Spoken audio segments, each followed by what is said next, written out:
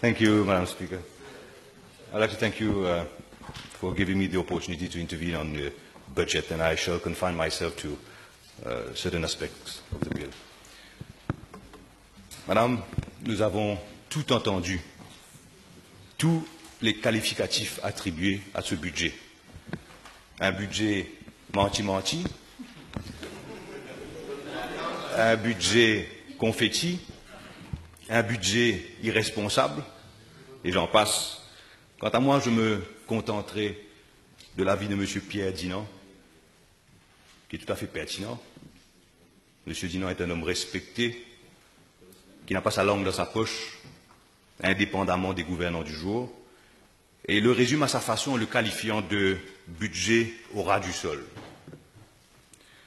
Des mesures sociales populaires, mais l'économie est absente. Et en cela, je partage totalement son opinion. Ce budget va-t-il créer la croissance de demain? Va-t-il semer aujourd'hui ce que nous allons récolter demain? J'en doute fort. Je m'attendais à un budget qui traite les problèmes économiques urgents. Je m'attendais à un budget qui soulage le mal à sa source, mais tel n'est pas le cas. Madame la Présidente, ces urgences sont l'investissement, ces urgences sont l'offshore, ces urgences sont l'exportation et les petites et moyennes entreprises, ces urgences sont le tourisme, en marge des conclusions inquiétantes qui ont émergé des assises du tourisme. Ces urgences sont la lutte contre le gaspillage et les vraies réformes structurelles. Si on prend pour commencer le secteur manufacturier, est-ce que les mesures annoncées pour ce secteur vont-elles apporter les solutions nécessaires aux entreprises exportatrices, en sachant que les exportations ont chuté de 11% par rapport à l'année dernière? Prenons une mesure annoncée l'année dernière, la réduction de 50% des coûts de fret aérien accordés par l'État pour soutenir ces entreprises. Quels ont été les résultats? Les répercussions, Madame, ont été minimes sur ce secteur. Pourquoi? Il faut savoir que la majorité du fret de l'export se fait par bateau et que ce n'est que dans le cadre où une entreprise est en retard sur sa commande qu'elle décide d'expédier par avion. C'est une mesure qui a certes soulagé les entreprises, mais cette mesure a eu un impact minime. La deuxième mesure aujourd'hui concerne la baisse du corporate tax de 15% à 3% des profits.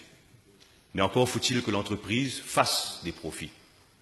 La majorité des petits et moyens opérateurs sont au bord de l'asphyxie. Celles et ceux qui réalisent des profits sont les grosses entreprises, les gros conglomérats. Et où investissent-ils? Où est-ce qu'ils investissent? Ils investissent principalement vers Madagascar, principalement en Inde ou encore en Afrique. Donc on les permet de faire une bascule fiscale pour faire quoi? Pour délocaliser et investir à l'étranger. Il n'y a aucune mesure qui aura un impact fort sur la compétitivité, sur l'innovation, sur l'attractivité de nos entreprises exportatrices, fussent-elles petites, moyennes ou grandes. Concernant les PME, les SMEs, le précédent ministre des Finances voulait créer une nation d'entrepreneurs. Pour stimuler ce secteur, mais qu'en est-il réellement? Pour moderniser leur outil de production, pour avoir un rayonnement régional ou international, ces entreprises ont besoin d'avoir un accès au capital, ont besoin d'avoir du financement, ont besoin d'avoir des liquidités. Elles ont besoin, entre autres, d'avoir un fonds de roulement. Mais quelle est la réalité? L'honorable Outim l'a fait remarquer hier. La Mobank, la banque dédiée à l'entrepreneuriat, celle qui est théoriquement doit supporter le petit entrepreneuriat, sur une enveloppe de 10 milliards, a dépensé seulement 70 millions. Voilà la triste réalité de l'entrepreneuriat. Concernant l'offshore, Madame, après la fin du traité avec l'Inde, on s'attendait à une vraie stratégie africaine, comme annoncé. Mais qu'est-ce qu'on voit à la place? L'industrie se restructure, investit dans la restructuration de la dette pour le marché indien. Et rien n'est mis en place pour conquérir les nouveaux marchés.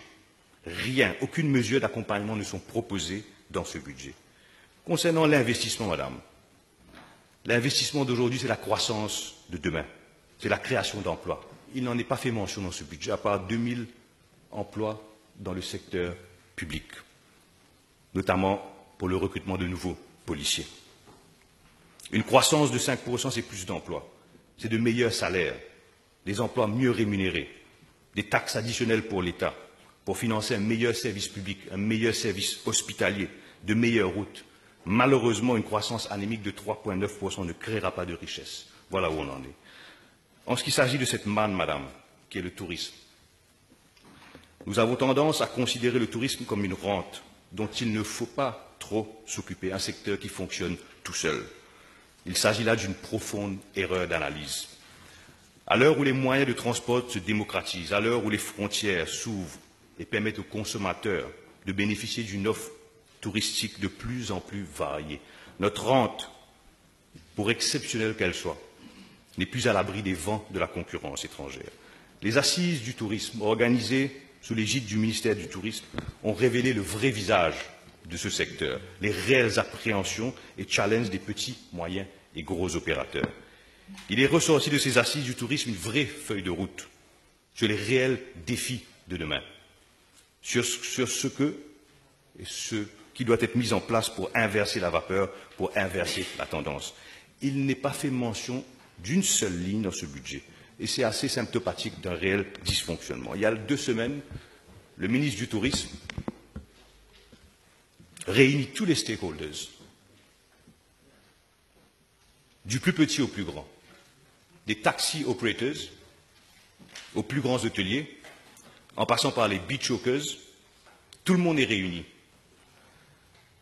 Alors que tous les opérateurs pensaient être entendus dans ce budget, avec des mesures concrètes, rien, pas une ligne ne figure dans ce budget. Madame la Présidente, la croissance viendra du secteur touristique. Elle viendra du secteur informel. Nous n'avons plus de littoral, plus de plage pour construire de grands hôtels. La croissance viendra de l'informel, du gîte structuré, de la table d'hôte, de l'appartement, de la location de maisons. Mais pas une seule mesure ne figure dans ce budget. Plus grave, madame, on parle même de rebranding exercise. Un rebranding a été fait il y a quelques années de cela. Une certaine somme d'argent quand même conséquente avait été dépensée. Maintenant qu'on apprend que le rebranding va être refait, et on va sûrement être appelé dans les semaines qui viennent à passer un supplementary appropriation pour la somme nécessaire pour faire ce branding. Concernant l'agro-industrie, madame, la communauté des planteurs est restée sur leur faim. 25 000 arpents qui étaient sous culture, 25 000 arpents qui ont été abandonnés. Un fonds de 50 millions a été dédié pour mécaniser 500 arpents, alors que tous les ans, 1000 arpents sont abandonnés. Il n'y a pas de mesures réelles pour aller vers l'autosuffisance. Les stratégies mises en place ont été des échecs. Nous importons la quasi-totalité de tout ce que nous consommons. Donc il y a aussi là un réel problème et il n'en est fait aucune mention dans ce budget. Ce qui m'interpelle, madame, nous avons assisté à une distribution de goodies, une distribution de sucreries dans ce budget avec de l'argent du contribuable mauricien et l'argent du contribuable indien. Mais quand on regarde les fondamentaux, nous avons une dette publique qui a atteint 66% du PIB, qui aurait pu grimper encore plus haut si ce n'était le SPV mis en place pour channel les 500 millions de dollars qui ont été octroyés par l'Inde. Quid maintenant des 5 milliards additionnels qu'on va sûrement avoir à débourser pour payer M. Bungen dû à la décision hasardeuse du gouvernement de résilier le contrat avec Betamax. Et madame, même pas une provision, même pas une dotation dans ce budget, alors qu'un award a été obtenu par la firme Betamax. Madame, nous sommes dans une phase d'austérité économique où la rigueur et la prudence doivent être de mise. Nous sommes dans une spirale à tel point que nous avons besoin de l'aide étrangère pour équilibrer notre propre budget, madame. On a assisté à des parlementaires du gouvernement qui tapaient sur la table à chaque mesure annoncée. Et la question que je me posais à ce moment était, est-ce que vous réalisiez vraiment dans quelle situation nous sommes? Pour dresser un parallèle, c'est l'histoire d'une famille, comme beaucoup de familles mauriciennes, qui ne peut plus emprunter à aucune institution financière pour financer son train de vie. Et quel est son dernier recours? Emprunter à la famille directe, emprunter aux amis. C'est là où on en est aujourd'hui. Alors, madame, qu'est-ce qui est proposé? Des réformes structurelles chez l'ENSCOPE, chez le Town and Country Planning Board, l'Economic Development Board, qui ont certes peut-être leur raison d'être. Il n'y a dans ce budget aucune indication de réforme en profondeur sur la gestion quotidienne et le gaspillage dans nos institutions. Gestion pourtant tant décriée par les rapports successifs de l'audit et mis en exergue par les rapports du Public Account Committee. Et j'aimerais citer un rapport d'un consultant de Pricewaterhouse qui a fait le commentaire suivant. The creation of the Economic Development Board, e-licensing business platform and public institution reforms are welcome. However, experience from the past budget initiatives, such as the electronic procurement system, indicates that the level of adoption remains low, as it requires a change in culture. Unless working methods evolve, the desired efficiency gains will not be derived. Et là, je voulais argumenter mes propos. Madame la Présidente, de simples exemples qui ont jailli du rapport de l'audit pour illustrer mon point par rapport au gaspillage. 102 millions de roupies de 2014 à 2016. 102 millions de roupies qui ont pourri, qui ont périmé dans un store au ministère de la Santé. 102 millions de roupies. 2014-2016. 211 millions. You will have time to intervene. So please don't interrupt.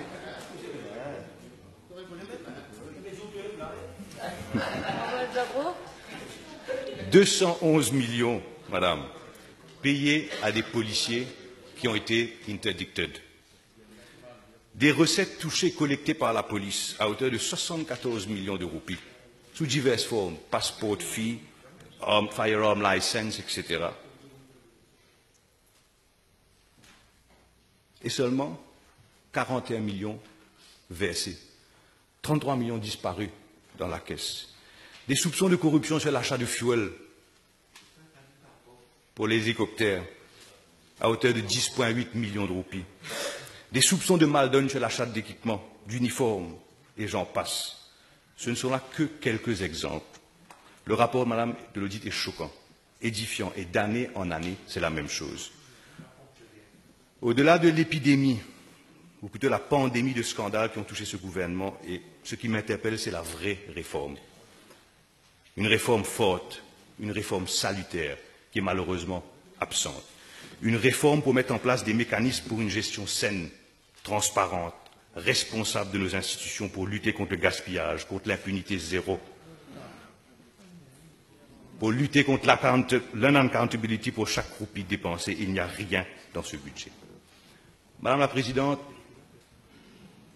ce qu'il y a de plus grave, le plus grand drame, se joue au niveau du ministère de l'Ocean Economy.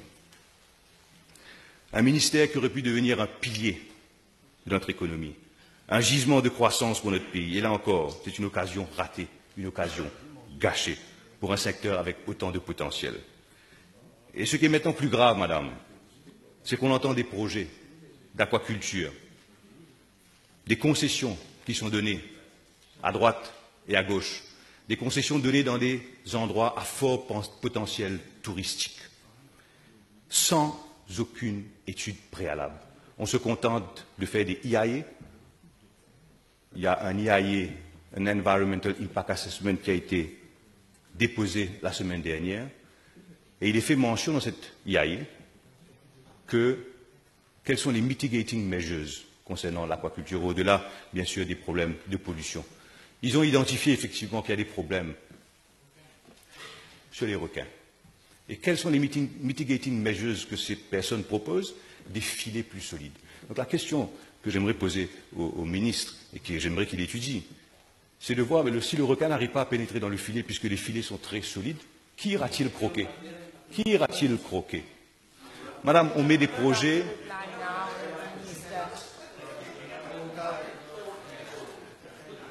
On met des projets dans la région de Grand B. On met des projets dans la région de Fic-en-Flac. On met des projets en face des fleurons de notre hôtellerie, où il est incompatible d'avoir de l'hôtellerie de luxe et des fermes d'aquaculture. On met des fermes d'aquaculture dans la baie de Tamarin, un sanctuaire de requins qui aurait déjà dû être protégé. J'aimerais, Madame, attirer votre attention sur les unintended consequences de ce développement, que ce développement peut avoir sur l'industrie touristique. Il suffit qu'une personne, un touriste se fasse croquer, il suffit qu'un de nos concitoyens sur une de ces plages publiques se fasse croquer et ce sera un drame. Donc j'en fais appel au gouvernement pour regarder ce projet.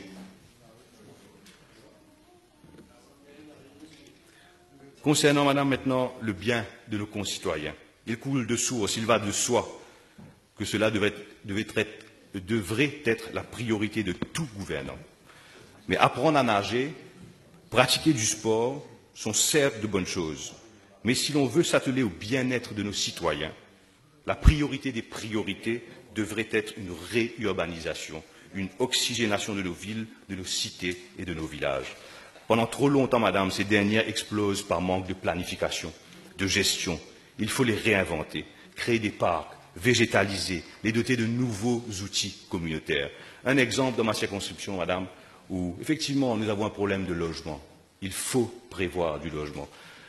Un terrain avait été identifié pour des projets communautaires. Ce projet avait été validé par les conseillers municipaux, donc était passé par le sceau de la municipalité de Quatre-Bornes. Ce terrain avait été identifié pour un centre de sport, pour une piscine, pourquoi pas, pour un centre de personnes âgées, pour une garderie, pour une école, pour une station de police.